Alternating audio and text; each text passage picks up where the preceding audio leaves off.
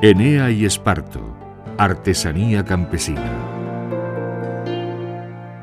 Herencia, en pleno corazón de La Mancha, posee un carácter fuerte y sobrio, heredado de sus antepasados como reflejo de sus tradiciones y costumbres. La villa, como detalla la carta de población, nace al abrigo de la Reconquista y de la mano de la Orden Militar de San Juan. En 1239, después de la batalla de las Navas de Tolosa, el Reino de Castilla inició la repoblación de la meseta sur, siendo delegada por el rey para la administración de la zona de la Orden de San Juan. Su prior otorgó la Carta Puebla al concejo de Herencia, que contaba entonces con 150 pobladores. Hasta nuestros días han llegado algunos usos de estos herencianos históricos, originados por la condición eminentemente rural y agraria de la población hasta bien entrado el siglo XX. Así se creó una artesanía vinculada directamente a la actividad agrícola y ganadera propia de quienes emplean los recursos de la tierra para resolver necesidades básicas de sus labores y de la vida cotidiana. En este contexto se utiliza el esparto, del que las primeras noticias llegan desde el mundo romano reflejado en los textos de Estrabón o Plinio desde el año 500 a.C. Los romanos comercializaron esta industria, sobre todo en las actuales provincias de Granada, Almería, Murcia y en La Mancha. Adquiere su mayor importancia en zonas como Herencia, rodeada de montes o sierras, y desde donde comenzamos a narrar el proceso de la elaboración de la artesanía en Esparto.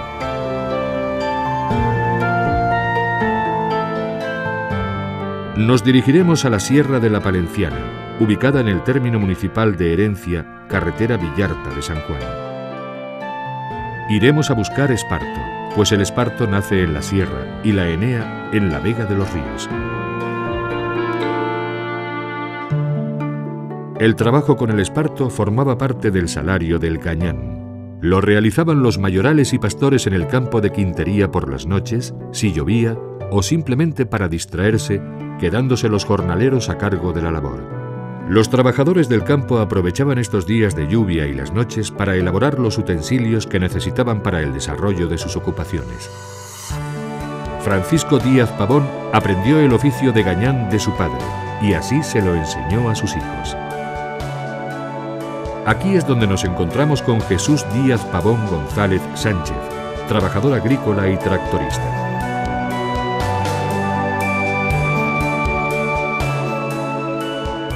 El esparto, también llamado atocha, es una hierba de la familia de las gramíneas que crece espontáneamente en terrenos semiáridos y pedregosos del Mediterráneo occidental. Es una hierba perenne, cespitosa, de hojas filiformes y flores hermafroditas. Tiene la base ramificada y forma grandes macollas o vástagos que nacen de un mismo pie. Las hojas son duras y muy tenaces, de 1 milímetro de diámetro, que suelen estar enrolladas por falta de humedad y que se asemejan a hilos.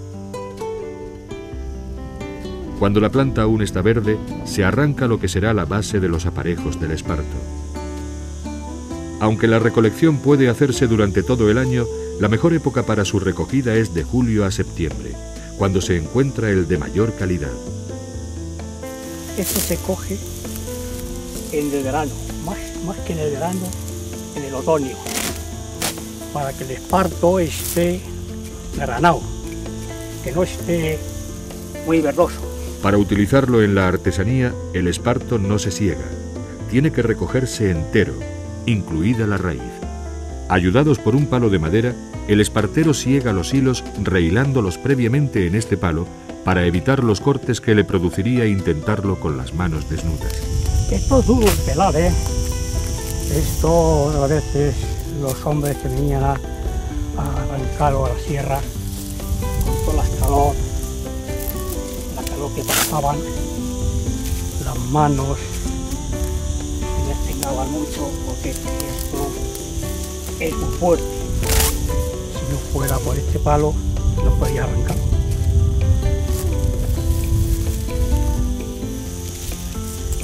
Y así se arranca muy fácil. El espartero debe tirar enérgicamente hacia arriba y así va reuniendo pequeños manojos llamados mañas.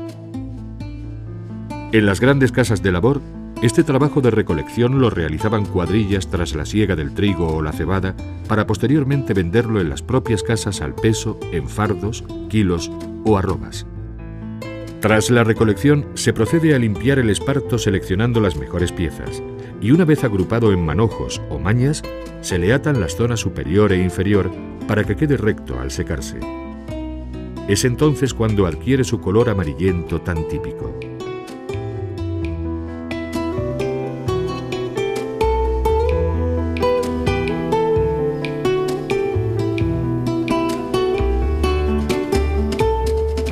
Cuando se han secado las hojas de esparto, podrían seguir dos tratamientos diferentes, como esparto crudo o picado, dependiendo de la utilidad que se le vaya a dar.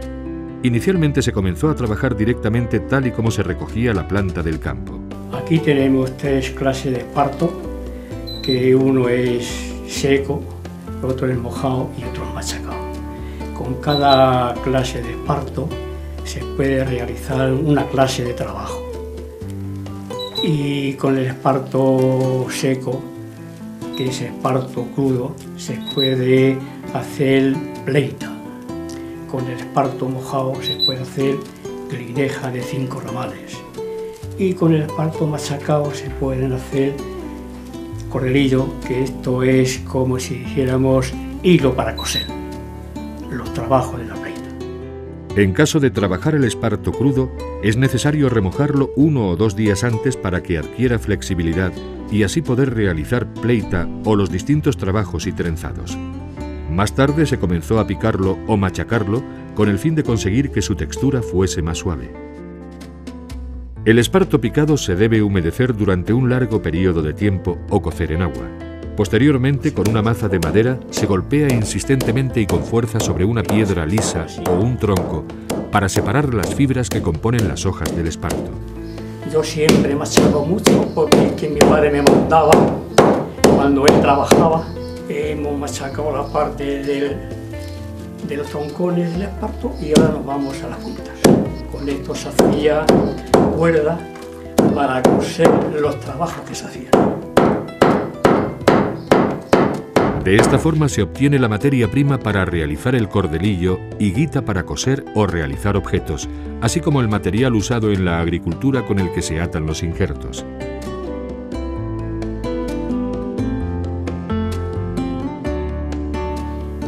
Aquí tenemos las herramientas que se usan, son muy pocas. La aguja de pleita que se utiliza para soguear.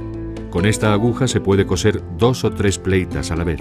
Esta es la aguja que tenemos para soguear las esteras, que por eso es tan larga, para pillar 2 o 3 pleitas a la vez.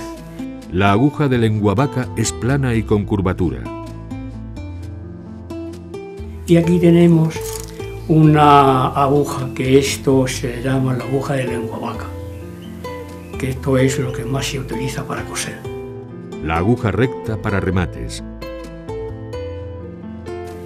Y aquí tenemos otra que es diferente, que es recta, que no es igual que la aguja de lenguavaca, para coser con otra clase de hilo. Tijeras para recortar el esparto que sobresale de los trenzados. Otras tijeras para los troncones de los espartos, que son muy duros. Hilo y cuerda para realizar las puntadas. Estos son rollos que vienen ya de fábrica, que otras veces esto no existía, teníamos que hacerlo con esparto machacado para coser. Ahora, como ya tenemos la ventaja de que viene de fábrica hecho, pero hay veces que no es muy práctico. ¿Por qué? Porque es muy diferente el color y se nota mucho las puntadas. Y entonces yo prefiero hacer cuerda con el mismo esparto machacado, que por eso se machaca, se hace la cuerda para coser. Y entonces, aunque se vean las puntas, no se notan, porque es del mismo color.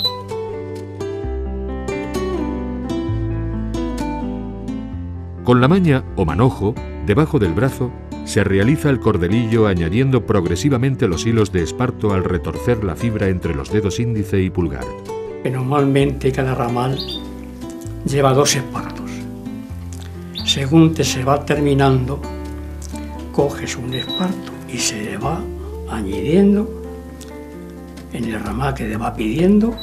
Con 2 espartos es lo suficiente. El artesano utiliza el cordelillo para coser distintas labores. Como curiosidad, cabe destacar la forma en que se empalman 2 cordelillos sin necesidad de hacer un nuevo trenzado. Se empalma en el doblez donde has empezado. Entonces lo retuerces otra vez, el nudo no le dificulta. Ni se va a desempalmar y aquí no se nota empalme ninguno.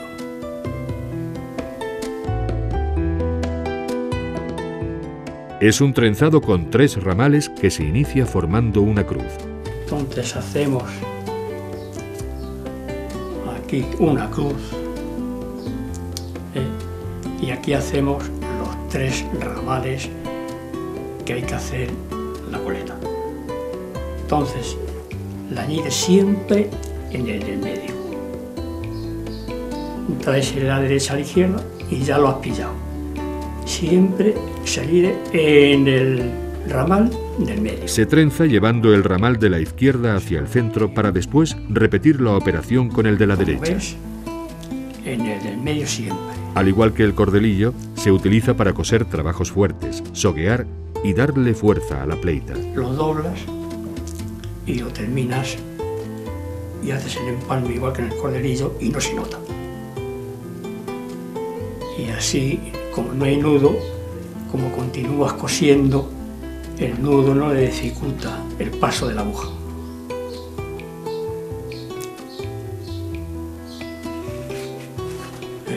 Esto es más fuerte que el cordelillo.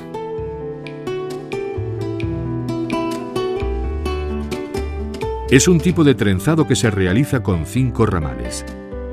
Se comienza realizando una cruz y añadiendo otro ramal atravesando dicha cruz. El ramal de la izquierda irá a la derecha y al contrario. Entonces, mira, hacemos así una cruz. Entonces, como tenemos aquí 4 ramales solamente, siempre que se añade esparto, el artesano lo coloca en el ramal que queda en medio. Ahora le ponemos aquí en el medio otro. Cuando se realice cualquier tipo de trenzado, habrá de tener un número impar de ramales. Para que sean 5, tienen que ser siempre nones. Si no, no te sale el dibujo. Como ves, en el ramal del medio se le pone, este se le echa encima para decirle que el esparto que has puesto no te se escape. La palabra pleita procede del mozárabe plecta, que a su vez procede del latín plecta, que significa cuerda entretejida. Este significado nos da un indicio de la antigüedad de este arte, uno de los más complicados a realizar en esparto. Esto se hace una cruz, así con el esparto. La pleita se realiza trenzando ramales de esparto, de los que se obtiene una tira cuya anchura vendrá determinada por el número de ramales empleados. La quineja se hacía con el esparto hacia ti, la pleita es al contrario. La pleita puede tener 13, 15, 17 o 19 ramales. Y entonces en la pleita se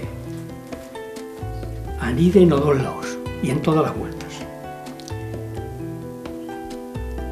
El esparto que se anide en el lado izquierdo te lo pones en el dedo meñique.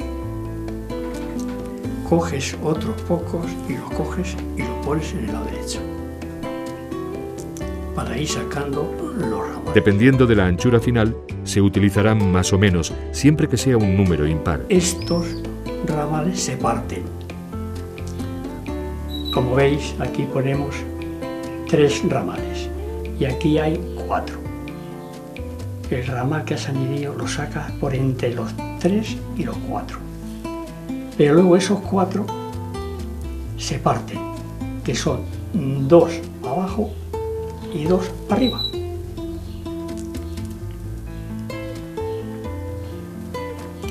Metemos el dedo, cogemos lo del medio y hacemos esta operación. Luego estos espartos que saben mucho, mira, los pasa para adentro. Sueltas el lado izquierdo. Pones los espartos que tienes en el dedo meñique.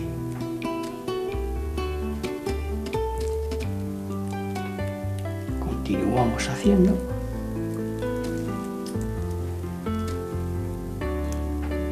Le aprietas, mira, 4 por arriba y 3 por abajo.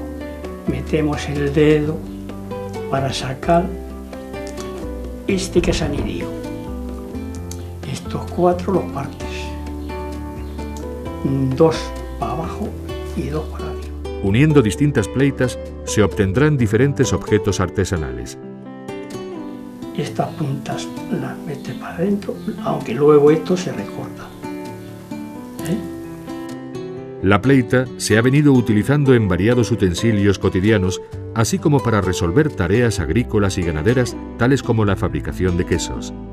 En este caso, se emplea en el proceso de presión manual la pleita de 17 ramales, llamada pleita para zunchar el queso, que lo comprime para el escurrío del suero. También se realizaban espuertas, seros y capachos para las labores agrícolas de recolección, baleos y esteras, primitivas alfombras para cubrir el suelo, escusas o bolsos para transportar los alimentos de la jornada en el campo.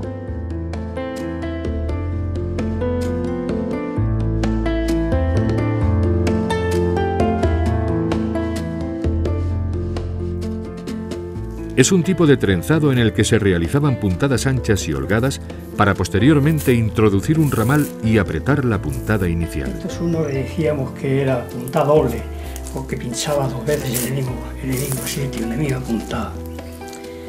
Pero yo siempre tengo aprendido que esto se llama pata gallina, la puntada de pata gallina.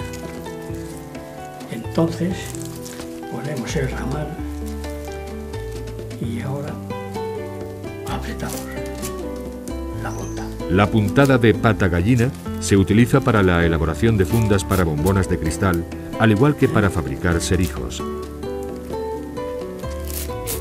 Y así dándole vueltas, hasta que tú veas que el círculo que quieres hacer lo tienes suficiente ya hecho de grande. Es muy útil para unir distintos trenzados como la pleita por el canto. Y así, como veis, la clave de esto es que no se noten las puntas.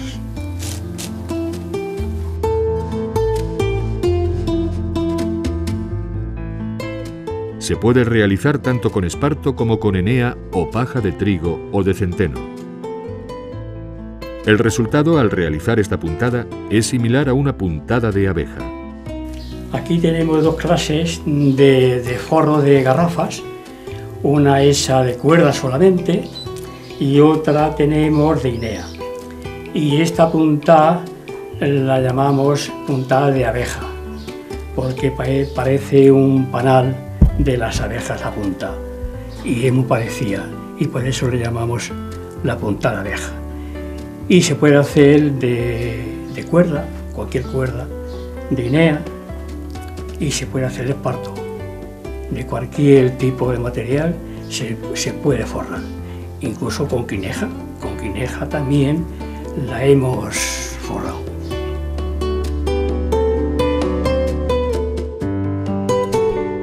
La enea nace silvestre, enraiza en los ríos y posee largas hojas.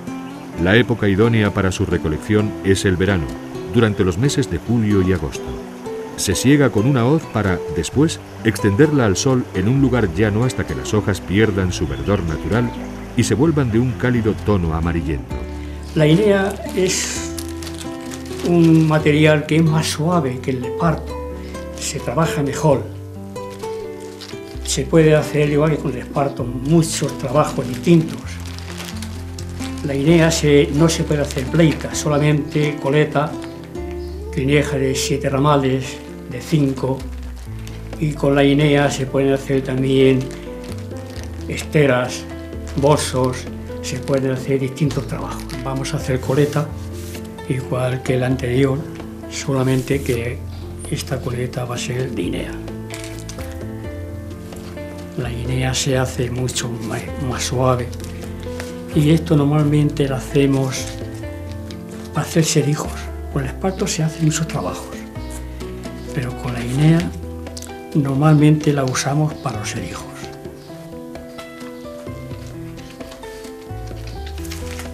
Se le van hiriendo siempre en el ramal del medio.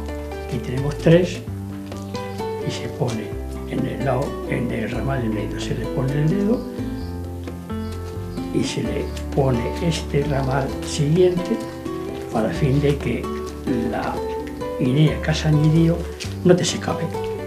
Se utiliza por medio del trenzado de coleta para la realización de serijos o asientos cilíndricos típicos del mobiliario manchego. También puede trabajarse con puntada de pata de gallina y puntada de abeja, así como rellenarse con paja, grama o desperdicios provenientes de la propia planta. Pero luego para hacerlo prácticamente pues tarda muy poco. El esparto se utilizaba en incontables trabajos cotidianos, como vestir los carros, tapizando suelos y laterales de esparto, mientras en las ruedas se colocaban artilugios del mismo material llamados lahillos. Otro utensilio que se utilizaba en las galeras o carros era el redol, que rodeaba el carro con pleitas de gran longitud para poder almacenar más paja. A los animales, especialmente a los de carga, se les dotaba de utensilios de enea como la albarda, una superficie similar a una manta que sirve para repartir mejor el peso que porta la bestia, y las aguaeras, también fabricadas en esparto para transportar cántaros o enseres.